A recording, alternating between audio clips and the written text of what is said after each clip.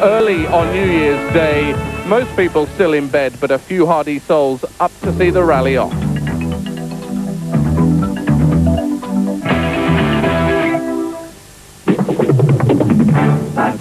And this is how it all started back in 1978. It was the dream of Thierry Sabine, a French adventurer who thought it would be fun to take a band of friends across the Sahara Desert in search of some sun in Dakar, the capital of Senegal, right on the westernmost tip of Africa.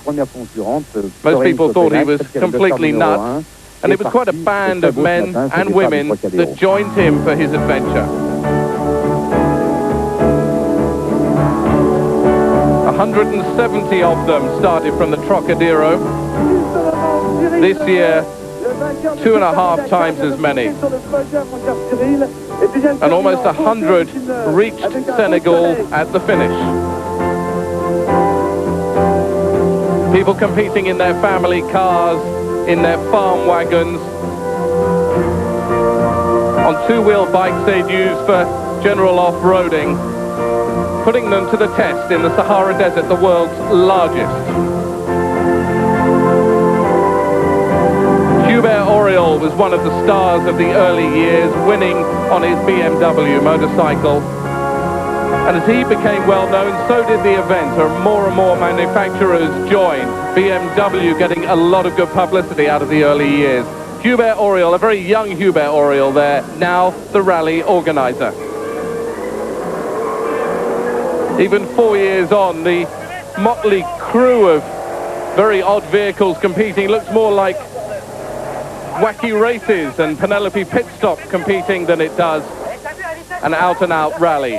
It soon became the toughest event, the toughest rally anywhere, even beating the event that had held the record before, the Safari Rally in Kenya.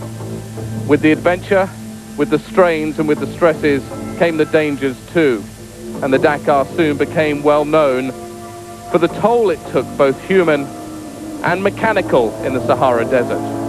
Porsche, one of the top teams, entered in 1984. Mercedes entered with their huge military trucks. Mercedes entered in cars usually seen cruising up and down the boulevards of California or the Champs-Élysées in Paris, but not the dirt roads of Senegal. René Metz, an early winner for Peugeot and for Porsche. Opel entered, Audi entered, all the top names, every major biker, every major bike manufacturer soon appeared on the Dakar. It became more and more well known, and the money and the everything else that went into it became higher, and so too did the cost. In 1986, Thierry Sabine lost his life. His father, Gilbert, took over the event. The rally continued. Everyone knew that that's what Thierry Sabine would have wanted after he was killed in a helicopter crash. By the late 80s, the money got bigger and the competition got bigger. Harry Vatanen led the Peugeot team, previously competing in the World Rally Championship. When the Group B cars were outlawed in the World Championship, they took to the deserts of Northwest Africa. Not all went right though for Vatanen, crashing out in 1989 on the prologue stage. First they used 205s, then they used 405s. Peugeot made the Dakar theirs, and Vatanen won the event 4 times.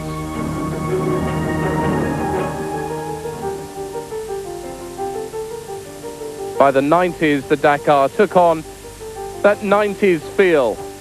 Less brash, but still an adventure to be reckoned with.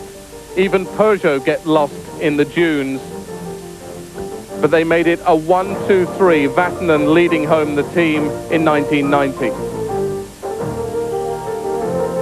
What started as a French event soon became a very international event. Vatanen, a Finn, leading home Italians, all sorts of other nationalities coming from all over the world to the Sahara Desert in January for the start of the world's longest and most arduous rally. Still, the deaths, though, plagued the event. by the early 90s, over 30 people, both competitors and spectators, had died on the Dakar. Crowd control is a problem in West Africa, but never was the event in danger, and it continued, avoiding villages where possible and using the aid of helicopters to clear the path as they ripped through northwest Africa, what was French West Africa. Mitsubishi finally managed to usurp the might of the Peugeot, then the Citroën team who took over from Peugeot. Mitsubishi winning the Paris-Cape Town rally as it became in 1992, went all the way to the tip of South Africa. Back though to Dakar in 1993, but losing its start traditionally from Paris. It started from Granada twice in southern Spain, where we'll be going in the next couple of days. It then started last year in Dakar, headed into the desert and back again to Dakar. But this year, it's back to Paris for the start. Now it's the cars, the drivers who often get the headlines, but the motorcyclists, you have to take your hat off to the sheer determination and willpower that they have, alone out in the desert, standing up for up to 10 hours a day on the bump stops on their motorcycles, literally like a bucking bronco across the Sahara. Jimmy Lewis, the American rider last year, gives us a wave on a brief respite flat out across the Sahara. The dunes catch out everybody. You go over a dune, there's no idea whether there's 3 feet or 30 feet the other side. And the Mitsubishi of Bruno Sabi explodes as he gets it wrong, going over just the smallest of dune. It's all about pacing yourself. The fastest driver often doesn't win. And showmen like that, doing wheelies in the middle of the desert, often don't finish either. Last year, the team, the Schletter team with Jutta Kleinschmidt and Jean-Louis Schletter, almost beat the Mitsubishis. Citroën are now out of the event, and it's down to Mitsubishi and the Schletter team. But don't forget those who still do it for fun, the amateurs who still enter in spite of the odds being stacked against them.